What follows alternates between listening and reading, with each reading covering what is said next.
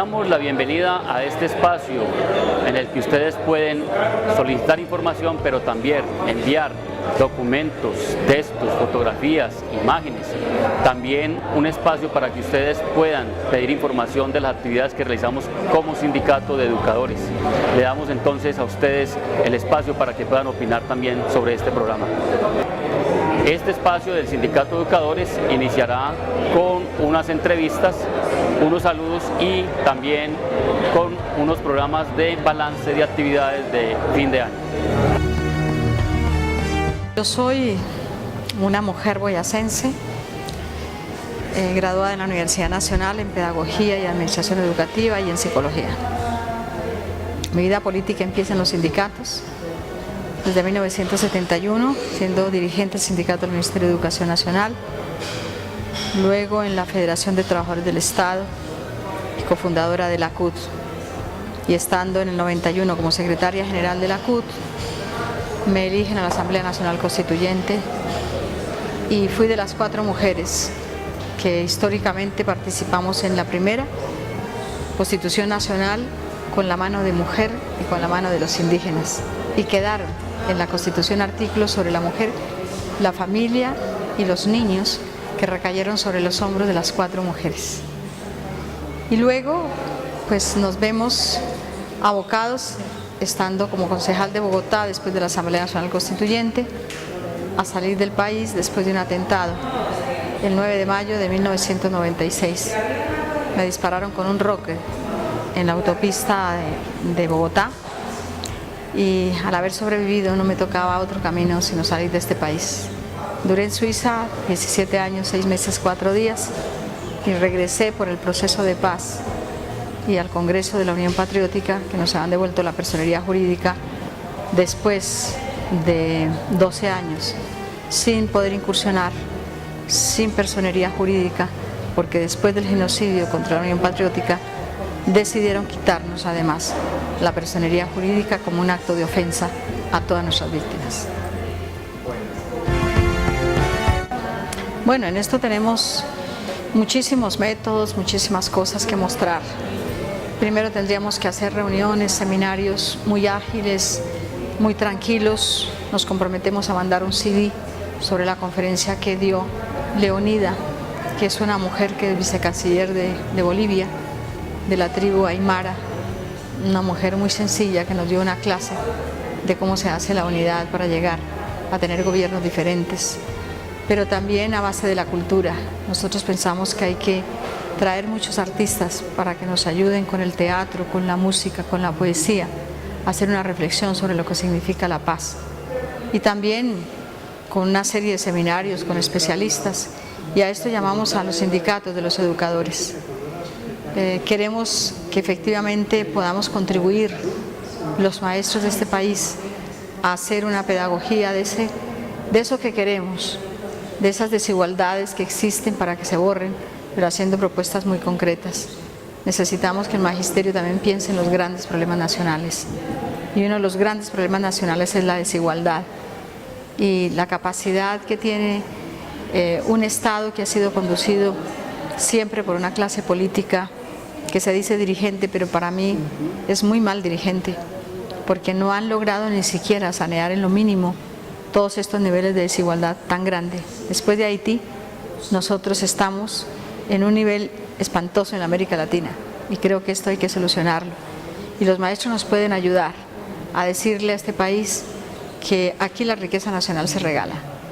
Las regalías, no me gusta ese término, regalías las que le han hecho los gobiernos a las empresas transnacionales. Nosotros estamos reclamando parte de la riqueza que se extrae, que queda en Colombia, para educación, para garantizar que los niños, por ejemplo, estén todos los días en la escuela, no con el ánimo de aumentar los horarios, sino con el ánimo de vincular muchos más maestros. Los niños deberían estar todos los días mientras sus padres hacen algo por ganarse en la vida, en cambio de estar medio día por las calles, para arriba y para abajo, vinculándose a cuánta cosa hay. Y creemos también que toda esta plata que se puede rescatar, la ministra ha dicho que no hay plata para la jornada única, y yo le digo dónde está la plata. Primero, pues tenemos que nacionalizar y rescatar los dineros públicos que están en los bolsillos privados, nacionalizar las notarías.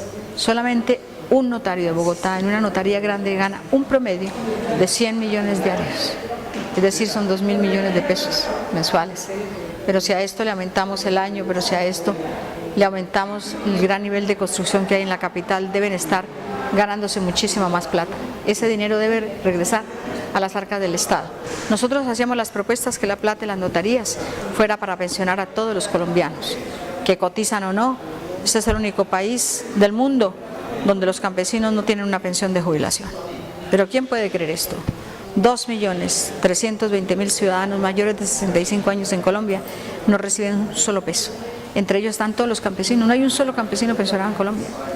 Y estos son problemas que nos tienen que llamar la atención a los maestros de Colombia. ¿Cómo? Pues haciendo propia la petición, y no solamente la petición, sino el deseo de borrar esos niveles de desigualdad tan grande. Todos los colombianos, al llegar a los 65, a los 60 años, 63 años, etcétera, deben tener su pensión de jubilación. Que han cotizado o no, eso no importa. Es una prestación solidaria, y esa solidaridad viene precisamente de toda la sociedad. Y tendríamos muchísima plata si rescatamos las regalías que ni siquiera cumplen en la ley. ¿Cómo es posible que por el petróleo nos dejen entre el 8 y algunas compañías pagan el 13%, contadas en los dedos de la mano? Es decir, que estamos regalando más del 90% de nuestro petróleo, pero en la plata, en el oro, en el estaño, en la porcelana, en la caliza, nos dejan del 0,7 al 3% máximo, es decir, que estamos regalando el 96.5% de la producción nacional. A mí me parece que esos son delitos contra la patria. Los que han hecho esos contratos leoninos, los que permiten que se interfieran nuestros nacimientos de agua, que se vaya a explotar los páramos de este país, son cosas que vamos a tener que discutir con la gente tranquilamente, y los maestros debemos estar empapados de que los páramos de este país están todos entregados a concesiones mineras, y este es un problema que nosotros debemos abordar, porque si no lo abordamos, entonces quedamos simplemente en una lucha hasta cierto punto reivindicativa que tiene que darse, pero que no es la única. Los maestros de este país tenemos que ligarnos a todos los problemas nacionales, y explicar esto contribuye a la explicación de una paz duradera en Colombia. Hoy la paz tiene dificultades, y desde el principio las ha tenido, que son las dificultades de negociar en medio de la guerra. Es una experiencia única en el mundo.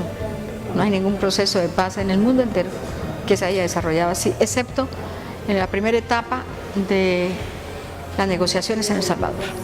Pero ellos se dieron cuenta inmediatamente y lo corrigieron. Y entonces aquí seguimos negociando, como un caso típicamente colombiano, la paz en medio de la guerra. Entonces tiene que haber sobresaltos todo el tiempo. Y lo que ha pasado recientemente nos tiene que llamar la atención. Los negociadores deberían estar concentrados en los puntos de acuerdo, pero no pueden estar concentrados porque están pendientes de lo que pasa en Colombia. Si hubo un enfrentamiento, si hubo una cosa, si hubo la otra, así no se puede trabajar. Se tiene que trabajar en medio de la paz, y por eso estamos pidiendo la tregua bilateral. Desde un principio se lo manifestamos al presidente. Esto va a tener muchas dificultades, porque no puede ser que la paz se logre en medio de semejante guerra. Pues ojalá desemboque allá. En principio estamos trabajando por la paz, por la democracia, y dando muchas ideas para la justicia social. Y en eso estamos en esta etapa del Frente Amplio. Pero por otro lado, estamos mirando en otros espacios la posibilidad de una unidad para las elecciones del 2015. Estamos convencidos de que la paz se da a nivel local, y ganar poder local es avanzar en la paz. Y por eso estamos mirando, ya hay muchos y en varios departamentos, acciones unitarias para encontrar, por ejemplo, candidatos a las gobernaciones, candidatos a las alcaldías, candidatos a los consejos y candidatos a las asambleas departamentales. Ojalá podamos cubrir todo el país, pero la gente tiene que darse cuenta que va a haber otra forma de gobernabilidad, que este país la pide a gritos, porque hay departamentos que se los han escriturado familias, y esas escrituras se hacen por medio de un delito que se llama la compra de votos, y esa compra de votos se hace con dineros sucios, con dinero del narcotráfico, con dinero de la corrupción. Cuando un ciudadano vota por alguien que le pague el voto, está votando por un ladrón. Y eso es lo que queremos evitar, que esos ladrones que se han apoderado de la riqueza nacional, departamental y municipal salgan por el espacio y por la medida de los votos. Y por eso estamos llamando a todos a que reflexionemos. Seguramente que hay muchos maestros que podrían ser excelentes alcaldes. Seguramente que habrá maestros que van a ser candidatos a las gobernaciones y también a las alcaldías, pero igualmente a los consejos y a las asambleas.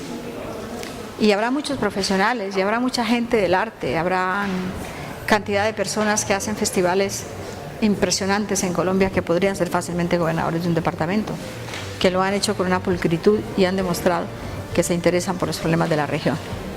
Y así en esa forma vamos a construir una unidad que nos puede llevar a captar buena parte del poder local, porque cuando la izquierda y los sectores alternativos, como los indígenas, como el sector de las mujeres, como el sector de defensa de los derechos humanos, etcétera, se unen, la unidad representa la multiplicación de los votos. Y eso aspiramos en Colombia en el 2015, a captar poder local para ayudar a construir la paz. Pero esta es una forma de llegar a un grueso de la población que tiene también no solamente radio, no solamente televisión, sino que manejan muy bien el internet. Tenemos que agradecer en esto a los jóvenes que han ayudado tanto porque muchas noticias se conozcan inmediatamente aquí y en el exterior.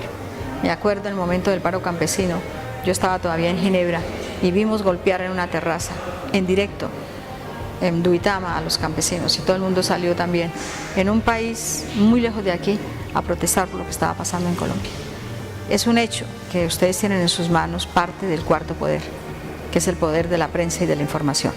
Y a los maestros de Risaralda, a quienes conocí durante muchísimos años, con quienes trabajamos juntos, pero también los maestros nuevos que por primera vez de pronto nos ven, decirles que tenemos una inmensa responsabilidad, el magisterio colombiano, que lo ha jugado históricamente, pero que hay que reforzarlo.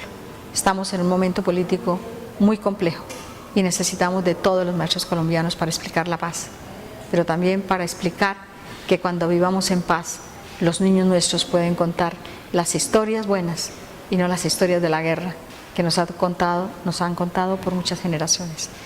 Y los maestros, por favor, tenemos que conservar nuestros lideratos en las comunidades y decirle a la sociedad colombiana que estamos interesados por la calidad de la educación y que avanzaremos en la medida en que los propios maestros empecemos a trabajar abonadamente para que nuestros estudiantes sean los mejores del mundo.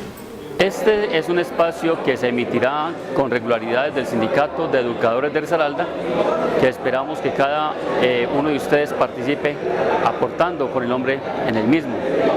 Lo pueden hacer a través del correo josefrancisco1810@yahoo.com o también a través de la página web www.cerweb.org.